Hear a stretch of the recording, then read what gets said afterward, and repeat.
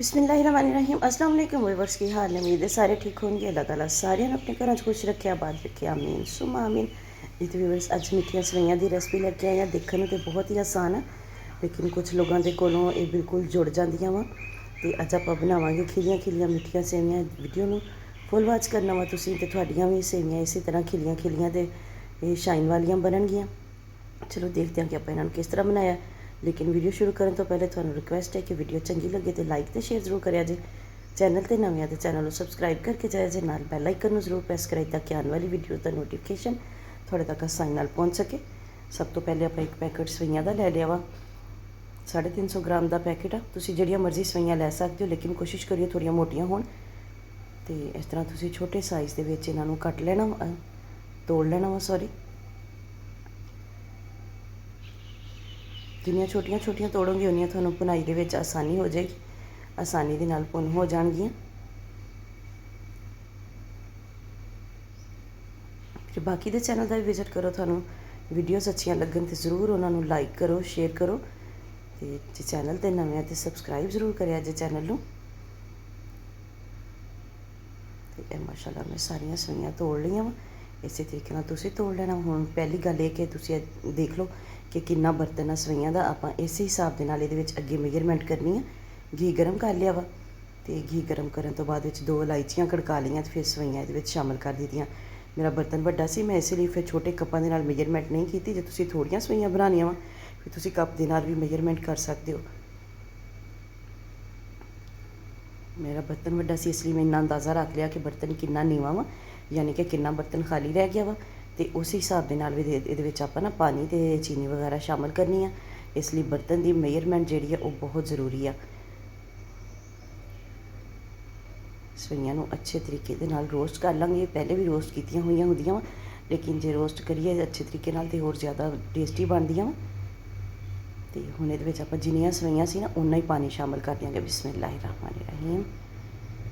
तो इनू जरा वा हुण बिल्कुल मीडियम जिहा फ्लेम आपां करना वा। दम तो थोड़ा जिहा तेज़ कर लिओ।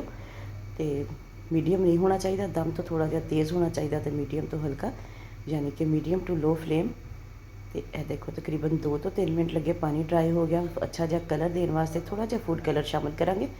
ये ऑप्शनल है टोटली। तुसीं करना चाहो तो कर लो नहीं करना चाहो तो ना करो।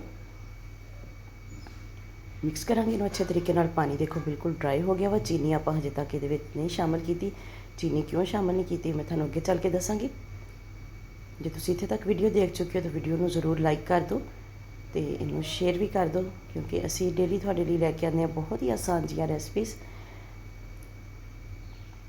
350 ग्राम सवैयां सीगियां ते इहदे विच 1 कप तुसीं इहदे विच चीनी दा शामिल करना है। मेजरमेंट वाला कप है, बड़ा हुंदा वा इसलिए मैं इहदे विच थोड़ी जी बचा ली है। इहनूं मैं पौना कप इस्तेमाल किया वा। तो तुसीं नॉर्मल जिहड़ा चाय वाला कप हुंदा वा घर दे विच मेजरमेंट वाला कप नहीं हुंदा।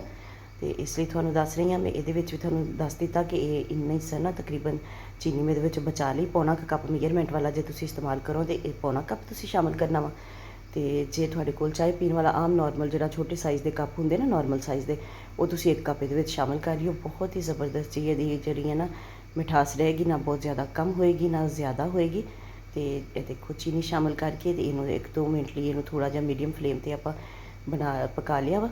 तो उस तो बाद इन्हों ढक के रख दिता सी। लिड ला दिता सी दम वाले फ्लेम पर। देखो माशाअल्लाह ज़बरदस्त जिहियां सवैयां अपनियां तैयार हो गई। चीनी में जो तुसीं इस तरह एंड ते पाओगे तो ये की होएगा एक ज़बरदस्त जी शाइन आएगी सवैयां दे विच। ये देखो तुसीं देख भी सकते हो कितनी ज़बरदस्त जी शाइन आई है। सवैयां भी अपनियां बिल्कुल डन हो गई वा।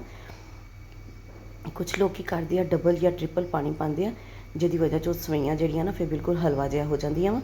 तो इसलिए पानी सिर्फ उन्ना ही पाना वा तुसीं जिन्नियां सवैयां वा। तो इनू तुसीं जिहड़ा वा बर्तन नाप लेना वा। तो उसी बर्तन दे नाल तुसीं फिर बाकी दियां काम करना वा। चीनी मैं 350 ग्राम सवैयां दे विच 1 कप इस्तेमाल किया वा। तो तुहाड़ियां जे सवैयां कम होण तो तुसीं इस हिसाब दे नाल ना इन्हां नूं प्लस माइनस कर सकते हो। ज़्यादा तो ज़्यादा पा लो, थोड़ी है तो थोड़ी पा लो। देखो माशाअल्लाह ज़बरदस्त जिहियां सवैयां अपनियां तैयार है। फ्लेम बंद कर देंगे थोड़ी देर लिए इन्हां नूं इस तरह ही पईयां रहन देंगे। फिर इन्हां नूं आपां करदे हां डिश आउट।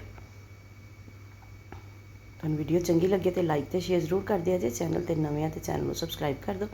ए देखो माशाअल्लाह माशाअल्लाह ज़बरदस्त जिहियां सवैयां अपनियां। तो देखो एक एक सवई बिल्कुल अलहदा वा बिल्कुल भी जुड़ियां हुई नहीं। तो टेस्ट इन्हां दा बहुत ही ज़बरदस्त बनिया। हालांकि आपां इन्हां दे विच कोई होर चीज़ शामिल नहीं की।